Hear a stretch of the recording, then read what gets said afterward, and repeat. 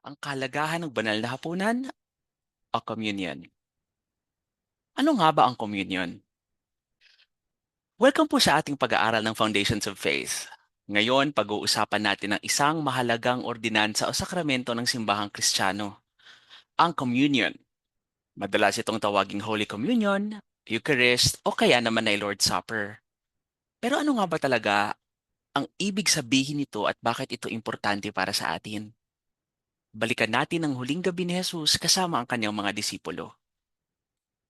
Habang nakatipon sila sa paligid ng mesa, kumuha si Jesus ng tinapay at alak. Itinatag niya ito bilang isang ordinansa para sa simbahan. Kinuha niya ang tinapay, pinagpala ito, pinagputol-putol at ibinigay sa kanila.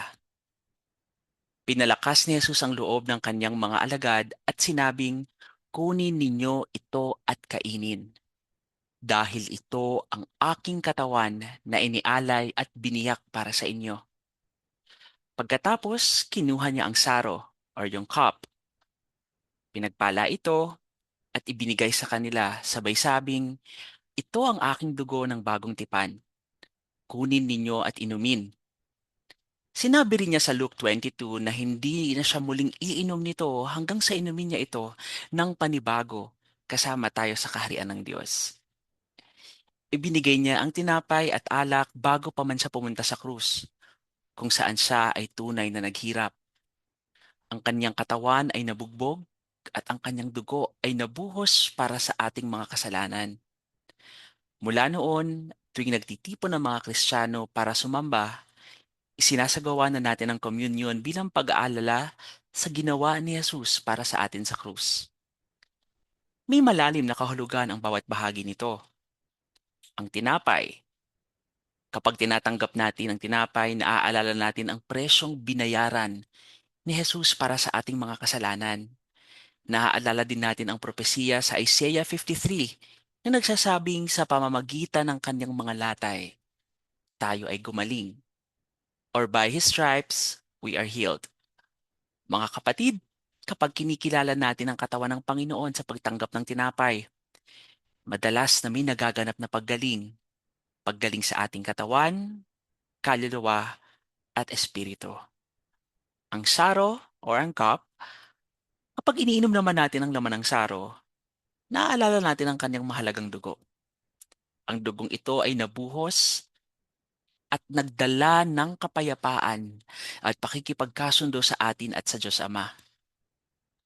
Kaya kapag ginagawa natin ang Last Supper, ang Communion, or ang Holy Eucharist, ang pagtanggap sa tinapay at alak bilang pag-alala sa ginawa ni Jesus sa krus, ito ay isang napakamakapangyarihang pangyayari.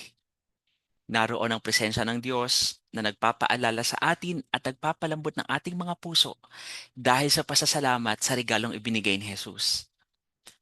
Kapag ginagawa natin ito, kasama ang ibang mananampalataya, nagiging daan ito ng pagkakaisa.